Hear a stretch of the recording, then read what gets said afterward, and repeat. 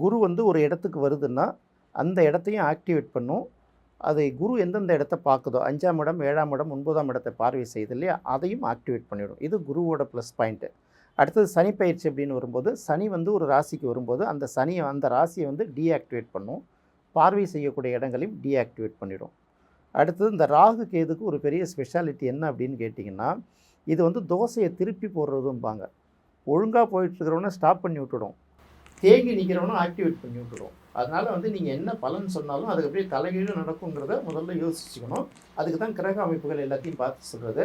நம்மளை பொறுத்த வரைக்கும் சனி பயிற்சி, குரு பயிற்சி என்ன சொன்னால் கூட அந்தந்த இடத்துல உங்கள் ஜாதகத்தில் என்னென்ன கிரகங்கள் இருக்குது, இந்த கிரகங்கள் இருக்கிற இடத்துலையும், கோச்சார கிரகம் வரக்கூடிய இடத்துலையும், பார்வை செய்கிற இடத்துலையும் என்னென்ன கிரகங்கள் இருக்கிறத பார்த்து முடிவு பண்ணுங்கிறது நம்ம ரொம்ப தெளிவாக சொல்லிடுவோம். ஏன்னா நாம தான் அதை முதல்ல சொல்ல ஆரம்பித்ததே வந்து இந்த பேட்டர்னில்.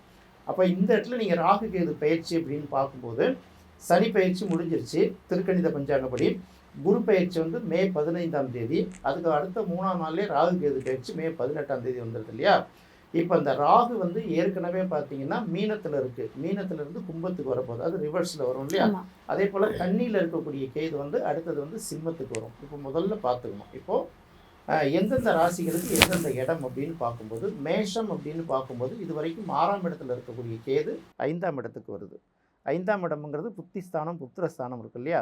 குழந்தைகள் வழியில் சின்ன சின்ன செலவுகள் ஏற்படுவதற்கு வாய்ப்பு இருக்குது. இல்லை குழந்தைகள் வந்து பள்ளி கல்வியில் கொஞ்சம் மந்தமாக இருக்கிறதுக்கு வாய்ப்பு இருக்குது.